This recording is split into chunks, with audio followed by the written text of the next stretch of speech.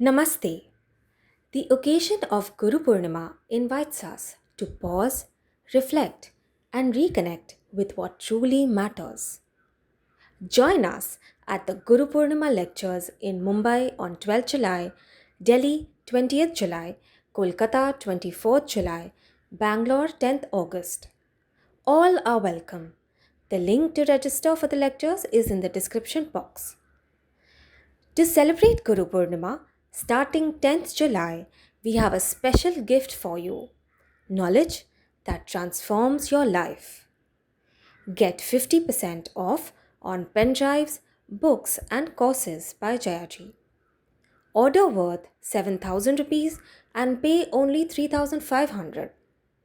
Visit vedantavision.org to place your order on 10th July. Now, let's continue with chapter 3.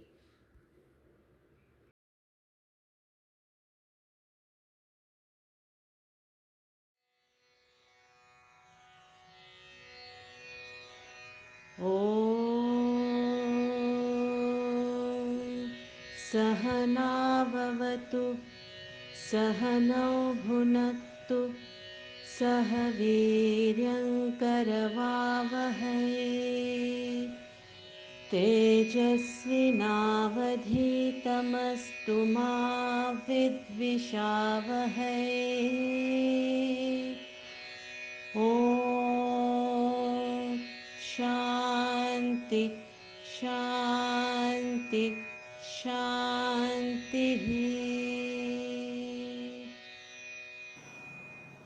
What is the role of a guru in life? Every field of activity, whether it is cricket or tennis or music or academics, whatever the field be, or mathematics, the teacher, the mentor plays a very important role in life.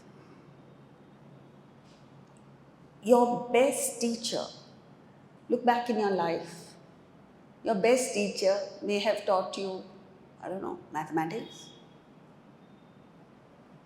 physics, art, music, cooking, anything. But over the years, you may have forgotten the subject that your teacher taught. Like when I think of an outstanding teacher that we had, he taught us genetics. I don't remember a word of genetics that he taught. But I remember him as a person of outstanding caliber, of character, who inspired us, the students, who transmitted something that went beyond the subject. And when we passed out, when we graduated, we thought back to that one professor. So what is it that a guru, a teacher, teaches? It's not the subject. He's building character. He sees potential in you. He tries to inspire you to lift yourself up to that potential that you have. And in India, we've had this unique privilege of an unbroken Guru-Shishya Parampara. So one master reached realization and he transmitted this. He can't teach realization, but through his life, through his behavior, conduct, there was something that transmitted to the student. And out of the batch of students that he had, one person got inspired, one person followed the path, that person reached the goal. And he in turn passed on that spark, the flame, the inspiration to his students. So all you need is one person to pick it up. Everyone doesn't pick it up. See, the thing is, a professor may teach hundreds of students, thousands of students. But out of those thousands, a handful get inspired. It's not that the rest don't reach any level, but each one has his or her own level to reach. After that, they plateau off. This is the meaning behind Yudhishthir, who was going on the path to realization, going to heaven. This is the story. You know the story? No. So, he went initially with the whole lot, all the Pandavas, his brothers, the brothers' wives, their children, everybody. And slowly, one by one, they dropped off. So, what do you mean by dropped off? You see, you learn Vedanta, and the immediate effect is your mind becomes calmer, your intellect becomes sharper, your actions become more powerful, you achieve success. So some people are content with that success and they go off, wander off. That's their level, so they stay there. Then there are others who understand that wealth or prosperity is only a byproduct. The real thing is out there. So they move forward. And as they move forward, they become happier. Their desires are managed better. The number of desires reduces. They pick up a higher goal. They live a life of minimalistic needs. And they're happy with where they've reached. They're happy in life. So there is no challenge then further. So they wander off. Then there are others who have that yearning for truth. They understand that what they're living is a life of delusion. It's illusion. It's not reality. And they pursue that. And so everybody reaches their level and goes off. Then you're left with one person. That one person doesn't settle for anything other than the truth, which means other than Atma. These are people like Dhruva, who, when he was in deep meditation, Lord Vishnu appeared before him and said, Dhruva, I'm very pleased with your sadhana. He was only a young boy. And you wanted me. I'm standing here before you. Open your eyes. And he was steadfast. His guru was who? His own mother. And what did she teach? Only one sentence. He asked, where is God? She said, inside you. Finished. That's all that he wanted. That is all the teaching that happened. But he stuck to it till the end. And so he put what, he didn't know that was Vishnu. He said, he put it to the test. He said, my mother told me that God is inside. If you're God, come inside. So we have, what is the message to us? There has to be that uncompromising pursuit of truth. If that's what you want. If all that you want is money, you will get it. Like the Gita says in the 4th chapter, I think. Easily. Wealth is something you easily get. Look at the number of billionaires that are increasing in India itself. It's not difficult. But to get to realization is it's a difficult job. It's the same in any field. Nadar, his uncle, who was his first coach, his coach mainly through his life, was tough on him. Didn't allow him to settle for any less because he saw potential in him. And he kept on the pressure till he reached the top. He won the French Open, the Australian Open, the US Open, the Wimbledon. And even then he didn't let go of him. He said, go on and on and on. Till Nadal himself decided to retire. So friends, the higher the goal that you set for yourself, the more difficult it is.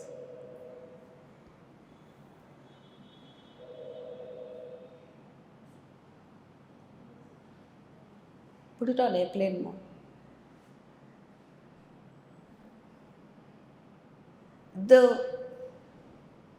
See, if you just want to be a Maidan player in cricket, you don't really need a coach. It's okay. You go a few sessions, you're okay.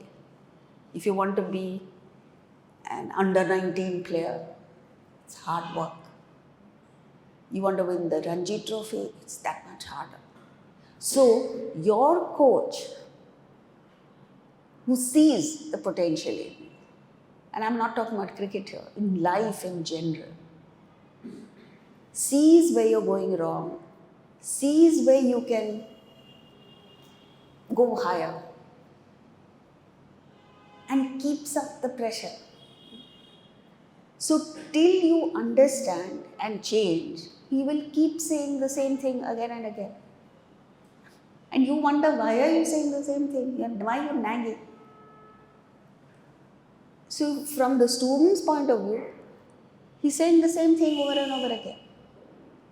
But from the teacher's point of view, the student doesn't understand. You see the gap? But a true teacher is one who never gives up, keeps at it till the student gets the message. Or he understands this is it, this is the person's level, and he gives up. Then he's nice to you. So when the coach is nice to you, it means he's given up on you. As long as he sees the potential, he will keep whipping you. Whipping means it's not a painful thing. It's a statement here, a suggestion there. If you pick it up, good for you. If you don't, tough luck. So, we in India have had this incredible fortune of having a series of gurus who presented the truth in different ways to different people.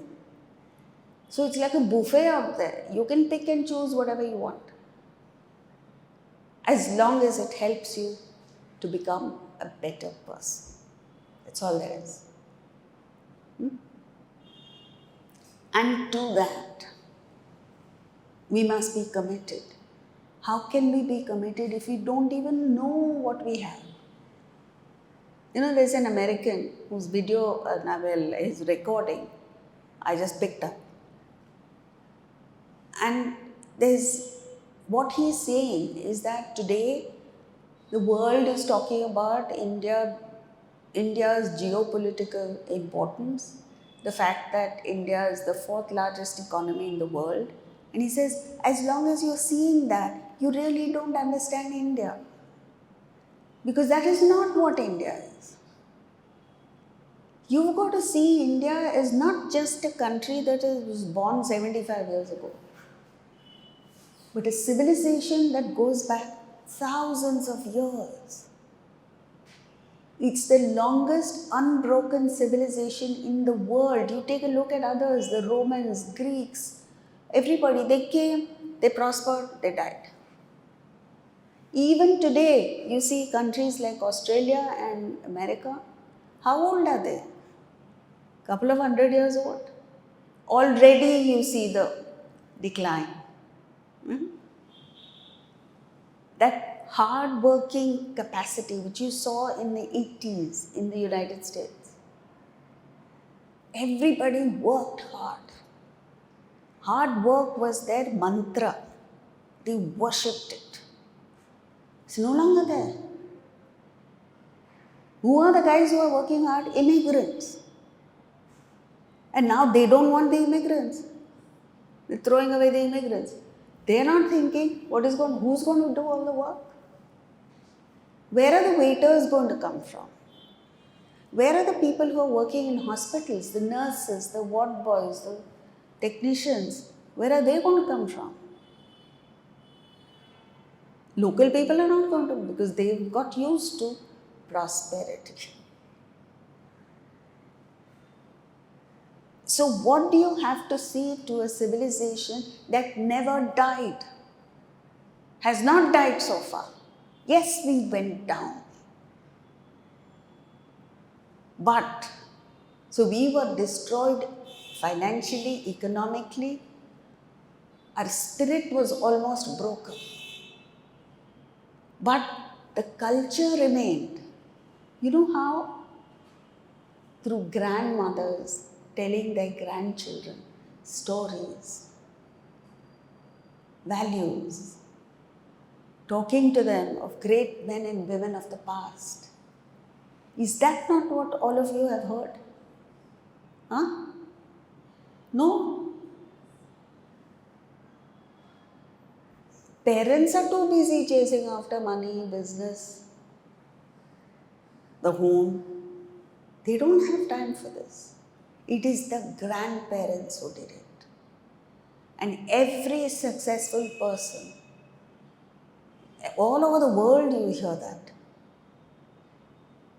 I recently, in my travels, I met someone in America, in England, saying, I owe my success to my grandmother. She is the one who taught, or grandfather, grandparents. And today the modern generation does not want grandparents. No? You want nuclear family. I'm not suggesting you should live in a joint family, please. There'll be chaos. All I'm saying is this unbroken civilization that lasted thousands of years now is at the risk of being destroyed. By whom? Us.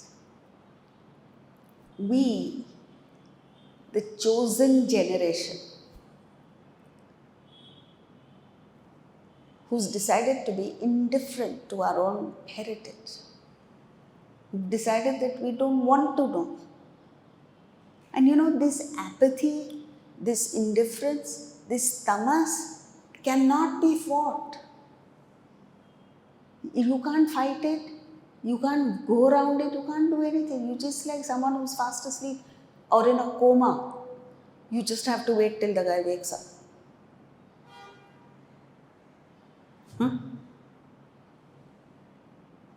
And us, we here, are a striking example of this apathy. You know why? There are people who come regularly here, every Wednesday. There are others who stroll in and stroll out. Then there are others who suddenly appear once in a few years. But they come. But we should ask ourselves, it's not for others to judge us, we should ask ourselves, have I improved? Have I made the few steps forward? Have I taken these baby steps? And these baby steps are very easy. You know, it's like, I heard a guy yesterday talking about how he managed to get some celebrity to lose weight. And he was saying, all that you need to do is just, number one, do stretches. Because we get used to just sitting. All of us are working, doing sedentary work. Once in a way, just stretch. First few days, do just that. Next few days, once you get this, next few days, just be aware of what you are doing with your life from morning to night. What is it that you're doing?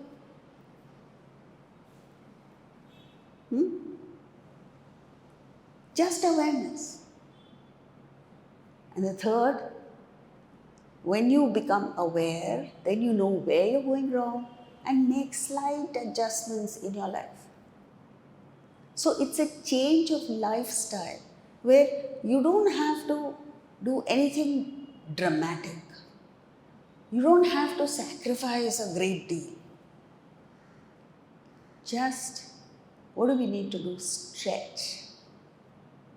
Stretch in our context is not physical stretching. What is it? Mental stretching. Start doing things that are easy to do, that for some reason you have never done all your life, or you resisted to. And in the context of the Guru Purnima event that we're having on Saturday, 12th July, I'm asking you to just focus on that event. Stretch means what? You have all received the invite? Yes? If you haven't, please ask these two young ladies here to just pass it on to you. Forward it. Is that much difficult? Forward it to all your contacts in Mumbai. Doesn't matter who it is. It could be a guy delivering mangoes to your house. Send it. Doesn't matter. You never know who he'll forward that to. But that should be backed by this awareness that I am the lucky inheritor of this knowledge and I must do something about it. It's incredible what things will happen. I'll give you examples from our own class, Piyush here, sitting here. One day we had lectures at Bhaidas in Juhu. Bhagavad Gita lectures over a period of 4 days or 5 days. So first day I announced, please bring your friends and relatives. Second day, suddenly the audience increased. And I was surprised. I said, how? Because I keep announcing nobody does anything. It's like talking to the wall. But suddenly the audience increased. And then the third day he tells me, I got 25 people. 25, right? I said, wow, how did you do it? And you know what he said? I promised them dinner after the lecture. And they came. And then he's telling me, you owe me 5,000 rupees. Which is the cost of the dinner for them. And I said, I'll gladly give it. Of course, he didn't take it. He was only joking. But this is it. See, what I'm saying is, you don't have to give dinner. Don't get scared. All I'm saying is, forward it to people. Talk to people from now onwards till 12th July, whoever you meet. Tell them, there's a talk on relationships. And how to improve your relationships. Just 5 points. 5 secrets to what? To happy relationships. That's all there is. We're not talking about God, we're not talking about Atman, we're talking about you and your relationships. Come, what is the worst that will happen? 1 hour you will get bored. That's the worst case scenario. The best is that you may pick up something that will help you in your life, in your relationships. Now, why am I saying this? I'm not saying this just to fill the hall, please. It doesn't matter. However, if there are 5 people sitting there, I'll still talk. But I'm saying this so that you stretch. That is the first step to self-improvement, where you do something and there is no direct return to you. It's not as if you're going to make a huge profit. It's not as if you're getting a commission on number of people coming there. Nothing. But you'll see for yourself how fulfilled you feel. You don't even have to get 25 people there. Just do your bit.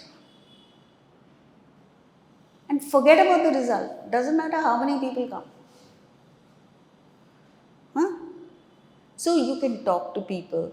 You can forward it in your society, whichever building you're in. Everyone has a WhatsApp group. You can talk to your morning walkers. I remember I had a group of people whom I used to refer to as my walking friend, because I met them only on Marine Drive, nowhere else. So there are these different groups of people you meet. Pass the word around. Will you do that? Yes. Thank you. And see how good you feel about it. This is the first step, stretch. Second step, be aware of your daily routine. What is it that I'm doing with myself? Because every one of us is wasting hours scrolling on the mobile. That is why the most success, Bill Gates, Steve Jobs banned their children from possessing cell phones. Do you know that? The children were not allowed. And I felt like telling them, I like that. You create a poison for everybody and protect your children from it. Because there's no one better than these two guys who knew the ills of social media, phone, WhatsApp, this, that, and the effect that it has on your mind later. And it's not all good content that is out there. So a child who doesn't discriminate or doesn't know the difference between good and bad, invariably will get attracted to the bad. I've seen what is happening to innocent girls just in front of their laptop, their phones. An unknown person starts talking to them. And it doesn't end there. Where it ends is very, very dangerous. So, you are aware of what you're doing. And then you say, okay, if I want to make an improvement in my life, I must, let's say, do yoga every day. Go for a walk every day. Study the Bhagavad Gita every day. Straight away, 3 activities you introduce in your life, you're free from the cell phone for at least 2 hours. I'll help in the home. You may have an army of servants, but you can help in just taking the food from the dining table to the kitchen, right? From the kitchen to the dining table. Simple things. You can help in clearing your room, in making your own bed, even if there are servants. This is one thing I learned in my travels. There's nobody to make your bed. There's nobody to iron your clothes. Do it yourself. DIY. And see how you feel. You know what happens? You start becoming more energetic, dynamic. And it doesn't cost much. It's not that you don't have the time, you don't have the inclination. And with all the extra time that you're piling up, you're indulging in tamasic activity. Tamasic activity is cell phone, scrolling. And then tell yourself, I will not touch my phone till I get a message or I get a phone call from somebody. So right now what are you doing? Picking up. But nothing is happening, no activity. Nobody is calling you, nobody is sending you a message, but you must pick up the phone. And once you pick it up, then you indulge in rubbish. So that's what happens with the second thing. You become aware of what you're doing and you start introducing positive things into your life. And the third thing is you actually must fix a goal for yourself and start working for that. Goal means a goal beyond your selfish, self-centered interests. And for the moment, for the next 2 weeks, right? Fix the Guru Purnima event as your goal, temporary goal. And just start working for it. Working means what? Just thinking. And as I was telling our group, all you have to do is think. And your thoughts are so powerful that it starts manifesting. Your thoughts start manifesting. How? You get creative ideas. So we're making leaflets. We have invites on WhatsApp, but actual leaflets we're making, which we'll be distributing at places where people go for a morning walk, or putting up a poster in popular restaurants, wherever people go.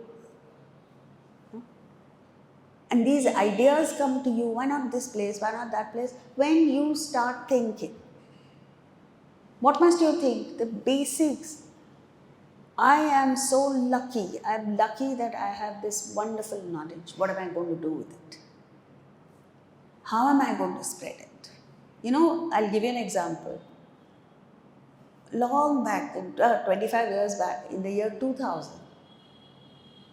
I had finished my study of the Gita. I went for a walk. And then I said, what are you doing? You're talking to 15, 20 people. What impact will it have? You must go, mass media, TV. So I got highly inspired. And then reality struck. I said, I don't know any TV monger. I don't know anybody in media. I don't know anyone. So I swallowed my inspiration and went home. Next day, I happened to be in someone's office. This is the truth. This is how it all happened. I happened to be in someone's office to talk to him the same way I'm talking to you. We had a series of lectures on the Bhagavad Gita, and I went to give him invitation cards. I said, please give it to the people in your office. And a man walked in. This is all coincidence. We didn't have an appointment, nothing. And this person said, meet so and so. That guy happened to be the owner of Astha channel. And this man said, she's giving a series of lectures on the Gita. Next thing I know, he gave me his card. He took an invitation card from me and said, done.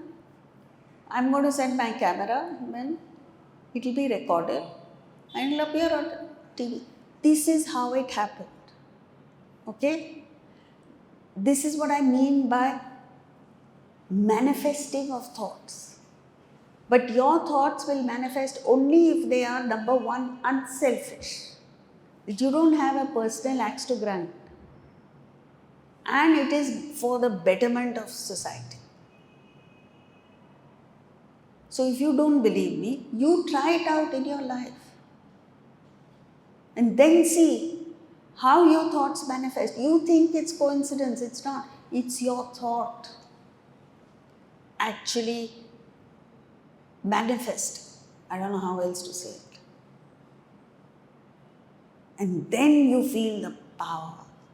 Power of what? Non-self. So far, you're experiencing the obstacles of self. And I'm not imagining it. If you're going to do service to somebody else, you will get parking right outside the building that you're going. if you're driving yourself. If you're going for a selfish purpose, I'm going to have dinner with a friend at a restaurant, you will not get parking. You have to park like half a mile away. This is the power of unselfishness.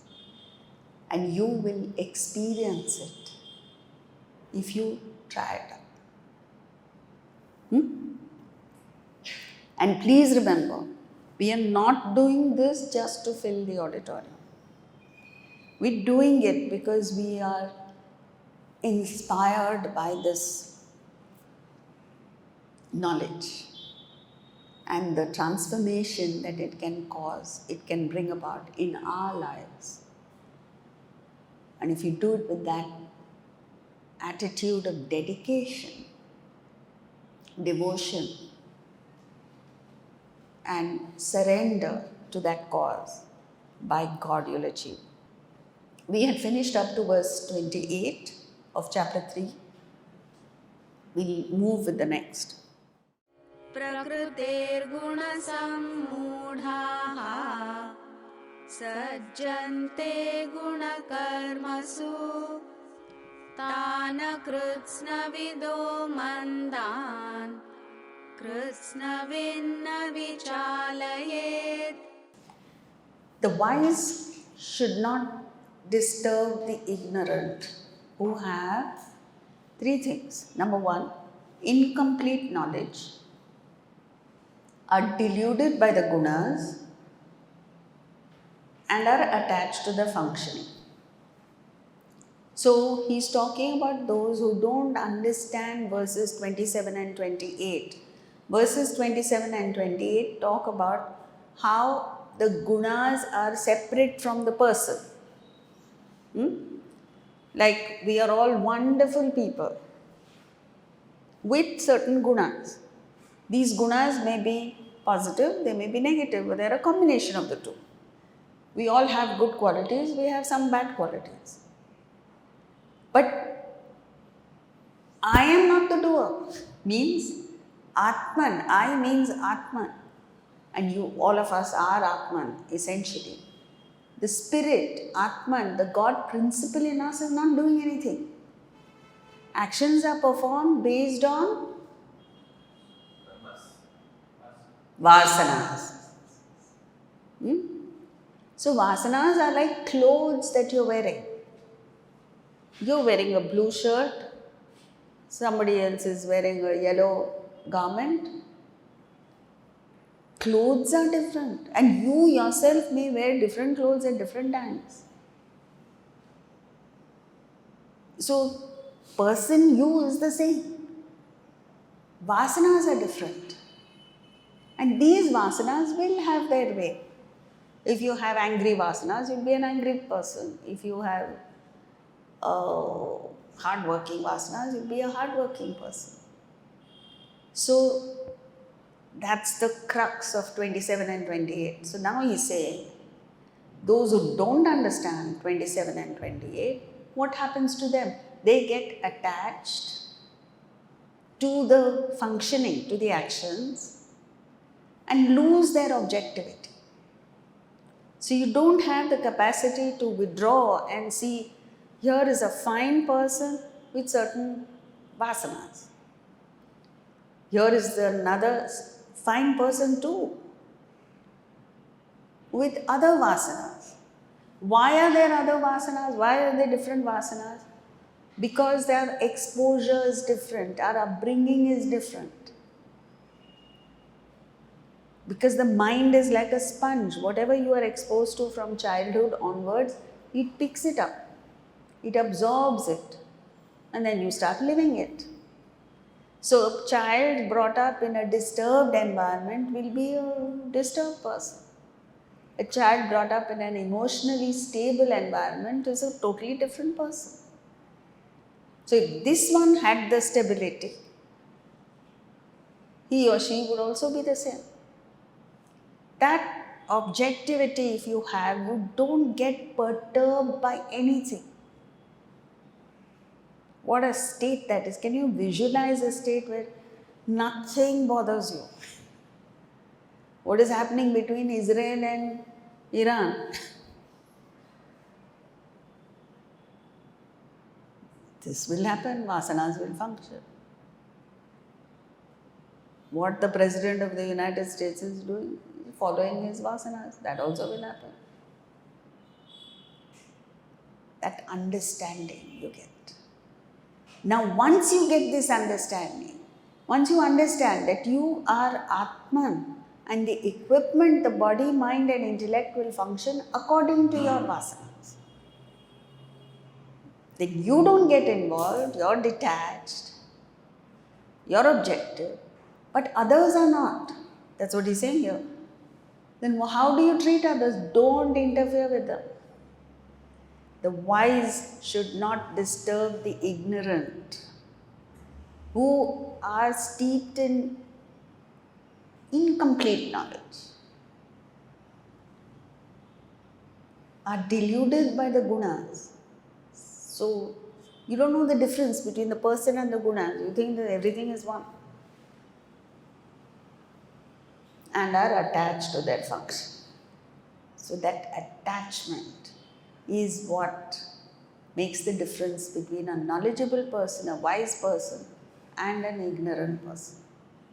Now take us, we are all in varying degrees of ignorance. So to the extent we are ignorant, we'll get involved, we get attached, we lose our objectivity, we suffer. If you don't want to suffer, you must understand, see, I can't change. I have certain qualities. All of us have qualities, right? Some of them you know are wrong. You want to change. You can't. Why? Vasanas are very powerful. They've been developed, cultivated over a long period of time. You can't just change overnight. How can you expect a person to change when he doesn't even know that he has these traits? He doesn't know that he should change and is not making any effort to change. So what must you do? Huh? Ignore. You can't ignore. Who said ignore? Are you married? No. Can you ignore your wife? I mean, when we know that she is not going to change and she has this behavior, that part of the behavior we have to. No, see, you're possibly using the wrong word. You can't ignore. What must you do? Number one, assess the person. This is the nature of the person. Number two, because you understand the person can't change, accept the person for what he or she is. And number three, when these characteristics pop up, according to your assessment, just be amused. You say, "Arey wow, what fantastic angry vasanas are functioning." Delusionary vasanas are functioning. So you are in a state of constant entertainment. See, what is the secret of watching a movie and enjoying a movie? Do you know that? You watch horror movies, you watch murder mysteries, you watch all kinds of movies, comedies, tragedies. But you enjoy them all. What is the secret of enjoyment? Huh? You know you are not, nowhere near that. You're not a part of that scene. You're apart from it. And you're already watching, you know it's a movie. In life, it's the same thing. There is one fantastic movie going on. And it is a projection. Do you know that? The world is a projection of your mind, just as the movie is a projection of slides. World is a projection of your thoughts. If the film goes fast, the movie is moving fast. If your thoughts go fast, your life is fast, dynamic. If your thoughts are slow, your life is slow. So when you understand that, It's a continuous entertainment going on. Whatever happens. Luckily for you, murder mysteries are not happening. But that's the thing, take Krishna's life. Start to finish, he was totally objective. He just did in a particular situation, he did what he ought to do. And all for Loka Sangraha, the well-being of the world. So as a child, he played with other children. He played pranks, mischief. These pranks and mischief are a sign of cheer, happiness within. When you're happy, you're brimming with happiness, it expresses as mischief. Then with the gopis, he behaved the way he was supposed to. And he was a man of enlightenment with immense wisdom in him. And he did the most ridiculous things like help Arjuna elope with Subhadra. And why? Because he knew Duryodhana was up to tricks. And he knew only he could set the situation right.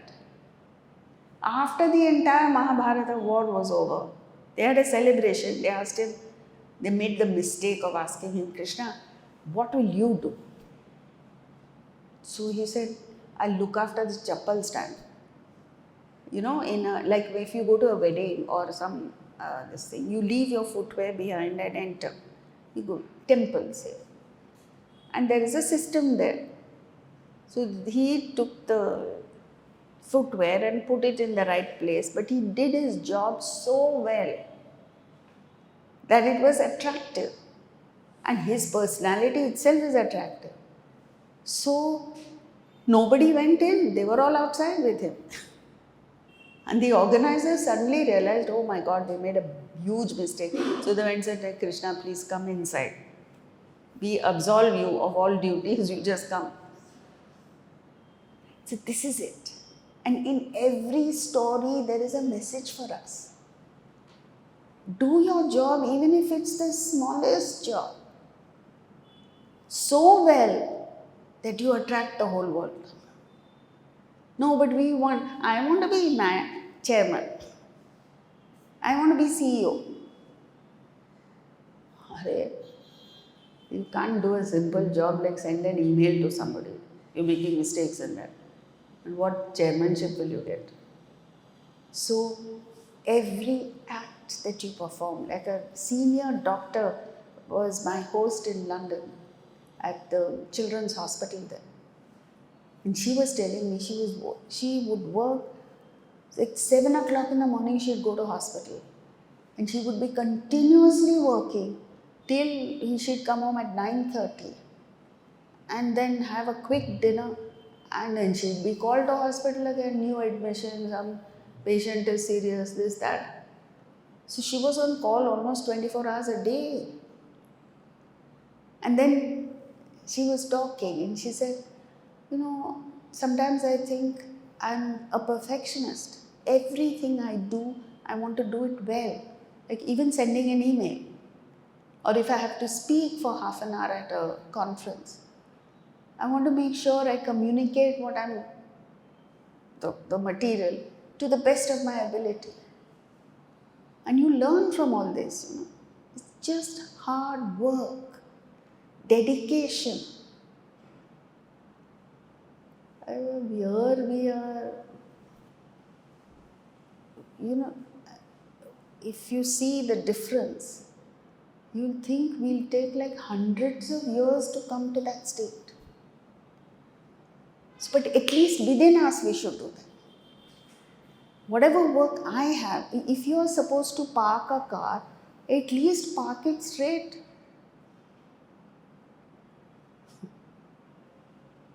You see the way cars are parked. One leg jutting out. The way people drive. It's especially in England. They're at intersections, they wait. There is an unwritten norm that they follow. You wait for this car to go, then that guy will wait for that car, and then your turn will come. Till your turn comes, you wait. If you see a person on the road who wants to cross the road, the car will come to a stop. And there was a old man who was handicapped. He took like 5 minutes to cross the road. Entire traffic came to a standstill. Not one car honked. You think that will happen here in India? And I noticed the same man, second day, same thing. There are no variants. Not one person will get impatient and honk. This is discipline. It's not for nothing that they rule the world. You know that, right? They used to say the sun never sets on the British Empire. Why did they achieve what they achieved? Because of this discipline, hard work. We want to get places, we don't want to work. Slip short. I forgot this. I forgot is not an excuse. Will you forget to have dinner? Then, how can you say I forgot? Isn't it? Why will you not forget to have dinner? Because it's important to you. Why do you forget other things? Because it's not important to you. If it is important, you will make a list. Do you forget your passport behind when you are supposed to catch an international flight? Do you? If you do, you're never going to travel. So remember that. I am forgetful. So I do so many things to make sure that I don't forget. In spite of that, I forget. See, it's not about the result. It is how much effort you're putting in to prevent that from happening. And it's not that difficult. You have phones, you have calendars, you have reminders, you have alarms in your own phone. You have so many things that can help you. How can you say I forgot?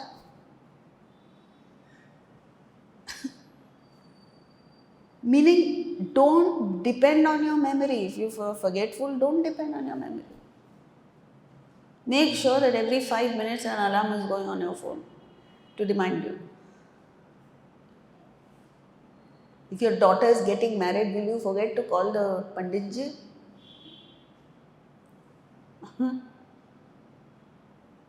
That you'll do perfectly. Why? Because that's important to you. So, while you're objective, while you're detached, you do things perfectly. It's a beautiful combination. You perform every act as if your life depends on it, knowing fully well that it does not matter. Only then you will perform perfect action. When you're detached, when you understand that gunas function in you, in others, and you're not affected. It's a fabulous concept. Between now and next Wednesday, try and just live this one verse, verse 29. Practice it. 3 things you have to practice. Understand that gunas will function. Number 2, therefore, you're not attached to the gunas. And number 3, you're not attached to their function. So, yet, you give of yourself 100% to every action that you perform. And that stretch, remember, If somebody walks in, have some water. You run to the kitchen, get a glass of water for the person. Somebody says, are you at home? I have some work in your area. Can I just come and spend half an hour with you? Then you say, where are you having lunch? Come have lunch with me. And then you go well out of your way to make a super lunch for the person. Knowing fully well that the person who's coming will not even appreciate the fact that you've done all this. I'm just giving examples. You don't say, okay, come, I may be there and may not be there. And with great difficulty you give water, that too after she asks for it. And say goodbye. You know the meaning of Indian hospitality? And I'm not talking only about food. What a difference it makes. Every detail you look into, that comes when you're totally with the person, wholeheartedly with the person. Wholeheartedly dedicated to the job that you're doing, to the work at hand. Because you treat it like yours. You're not just working for a company. You're not just working for some unit. It's yours, it's dear to you. You're dedicated to it. We must, absolutely must, live this concept in our lives. And if we are not doing it up to the mark, if somebody else corrects, don't get upset. Because if you get upset, you're going to remain there all your life. For janmas, you're going to remain like that. Because there's no correction. This morning, I spoke to someone about an incident where people criticized me. And I was telling him, I'm very happy this happened. Because it gives me a chance to improve. You know? Even if what they say is not correct. Which is true, factually it was not correct. But whatever it is, they're saying it. And I get a wonderful opportunity to improve. So you should view it like that. Next verse. मयि सर्वाणि कर्माणि सन्न्यस्याध्यात्मचेतसा निराशीर्निर्ममो भूत्वा युध्यस्व विगतज्वरः. In this verse, he gives the prescription for perfect action. What are the ingredients that go into a perfect action? Fight, surrendering all actions to me, focusing thoughts on the self without expectation, minus or frenzy. So, this verse is actually talking about two concepts. One is, for you to perform an action, you must have energy to act, right? So the first step is to generate energy within yourself. Because otherwise, you wake up tired, you have no energy, you go through the whole day feeling tired. And just to perk yourself up, you drink cups and cups of coffee to artificially boost yourself. And then you're performing repetitive, monotonous, boring actions. And you say, my job is boring. All of us perform repetitive actions. Is that not true? How many times I have spoken on this verse in my life? It's repetitive. But it's not boring.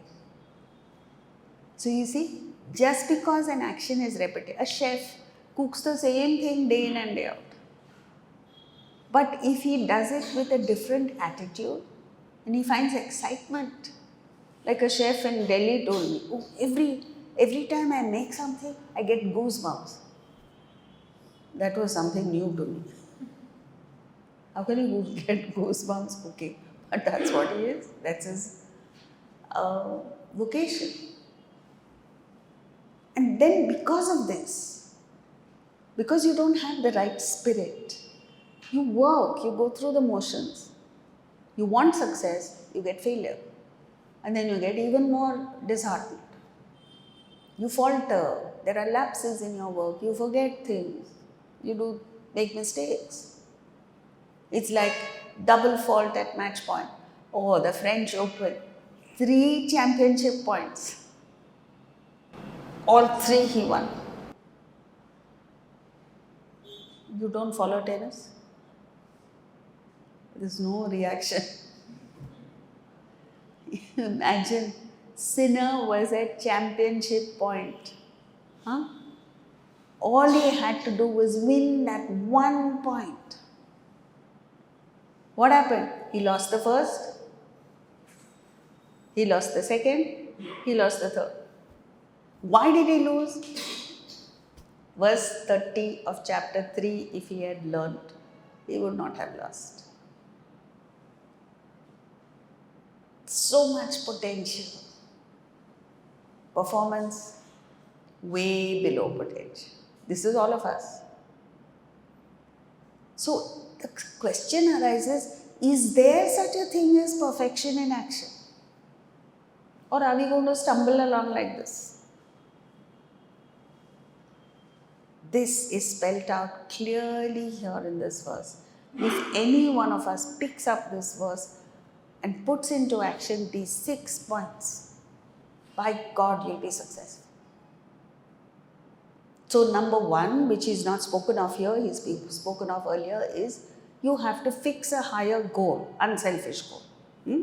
Then, how do you generate energy? 3 ways. Why 3? You have body, mind, intellect.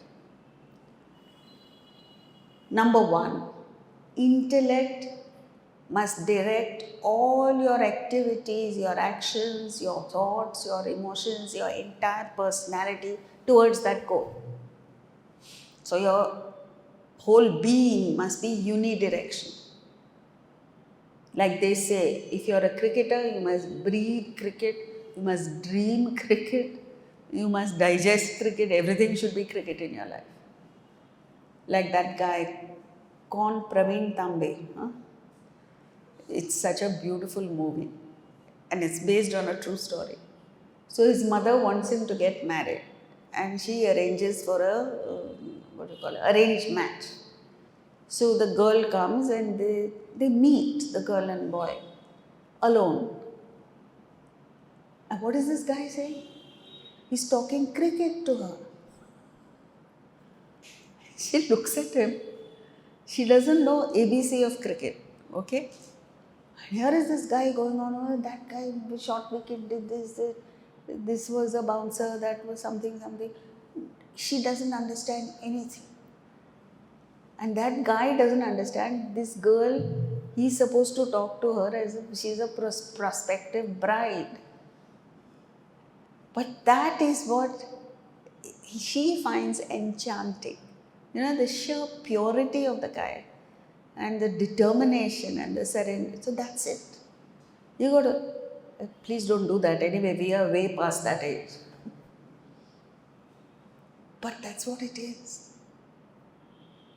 Thoughts have power. When wind moves in one direction, there is power. When water moves in one direction, there is hydroelectric power. When thoughts move in one direction, you revolutionize the world. You change the world. You achieve things. And that focus is what you see in all successful people. Like Nadal, when he was playing at the Wimbledon. See, this is what they all do. Before the match, they don't think of anything else. So the Queen invited him to tea. Everybody doesn't get an invitation from the Queen. I mean, not now, then when she was alive. It's a huge honor. But he thought about it and sent a reply saying, Your Majesty, I'm very honored with this invitation, but I've come here to play tennis. And if I come to tea, it will take away from my performance. So he declined that invitation. And that year, he went on to win the Wimbledon. So you win, you are successful when your thoughts, when your intellect directs all your thoughts to the chosen goal. Second, your mind must be completely and totally surrendered to that goal. Surrender means it's everything to you. You love it from the bottom of your heart. Again, that Praveen Tambe just loved cricket. Ustad Bismillah Khan referred to his Shehnai as his Begum.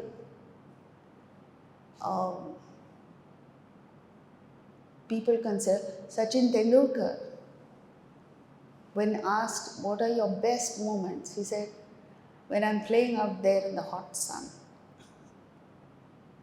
Amazing, isn't it? You can't even stand in the hot sun for 5 minutes and the whole day is playing there. So that's it. Whatever you do, you must love with all your being. And then there is power when you surrender.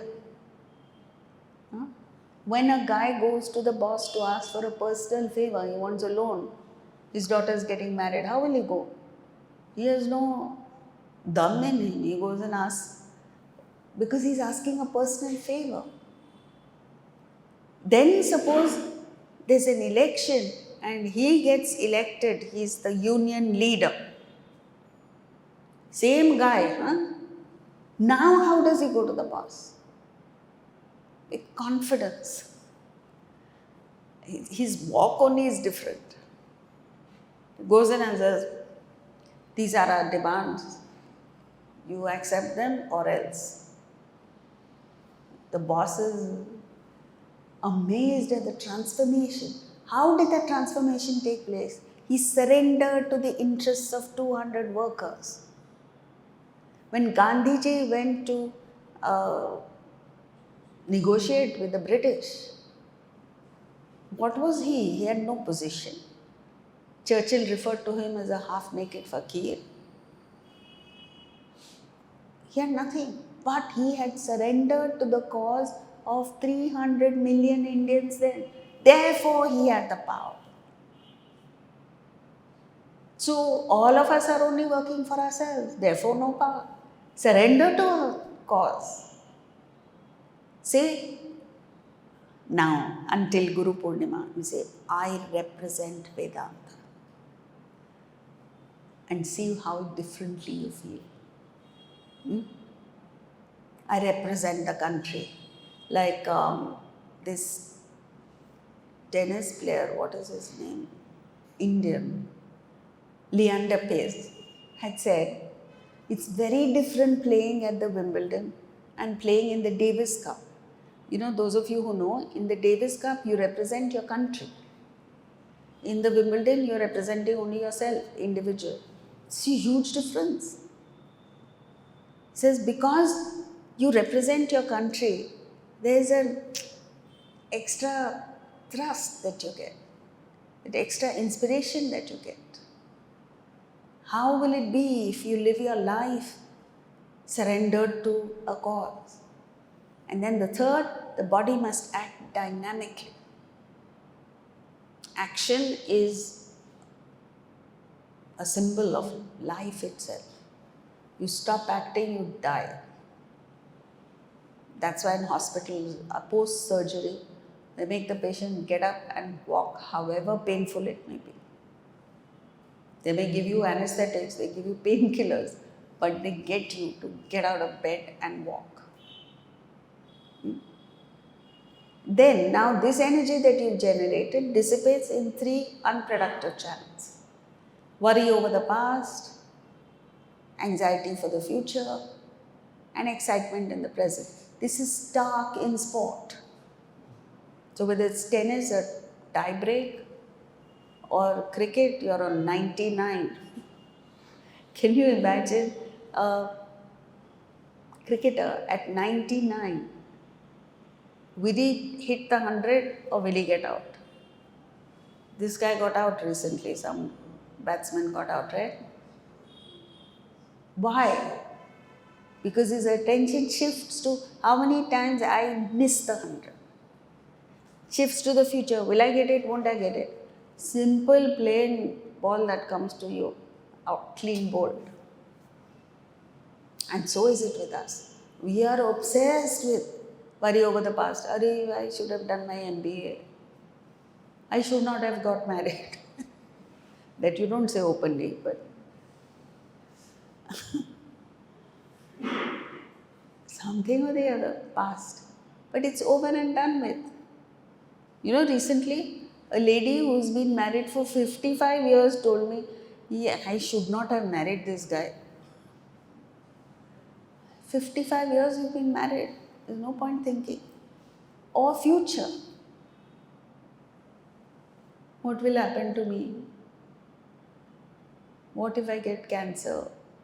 What if I get, And half the things you're worried about will not happen. But you've already suffered. So you might as well get it. And remember one thing, thoughts are powerful. If you think I will get COVID, 100% you will get it. So don't think negative thoughts. Don't think sick thoughts. Because you are inviting the virus into your system then. And present excitement. You know, it happened to me recently in Atlanta. I reached the airport and the place where I normally keep my passport wasn't there. And suddenly, momentarily, I said, oh my God, what if I had left it behind? And then I gathered my thoughts and I said, no, I have not left anything behind. So it's got to be here somewhere. And I looked and I found it right there. Why did I not find it earlier? Because the thought came that, oh, passport is not there. And the panic that happens, the excitement, you don't see what's in front of you. Has it happened to you? Important document, same thing.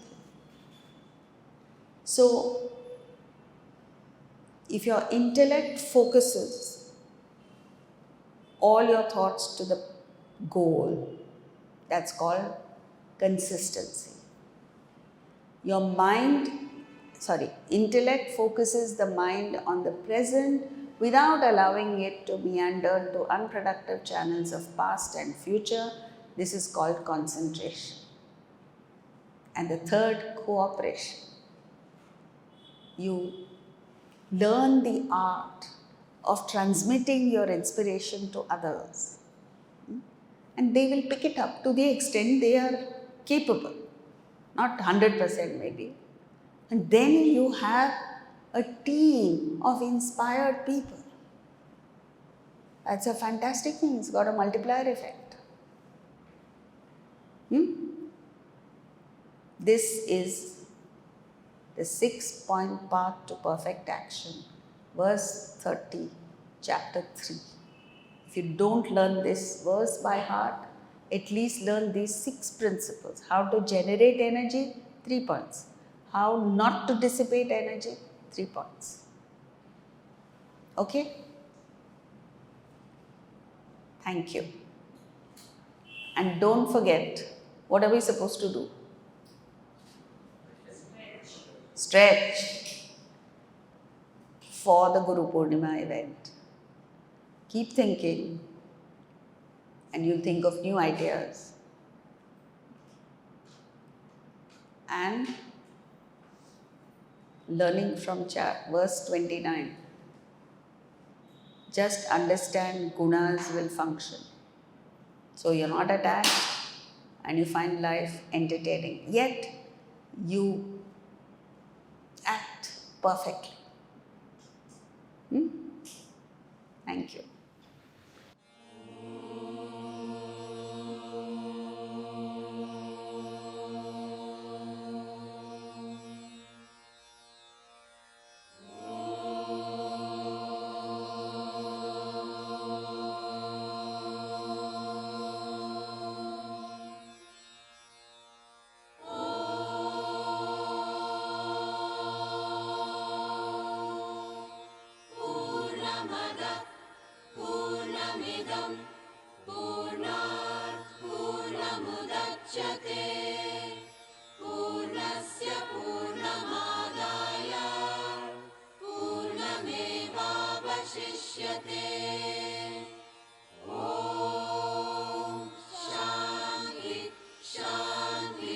Shanti.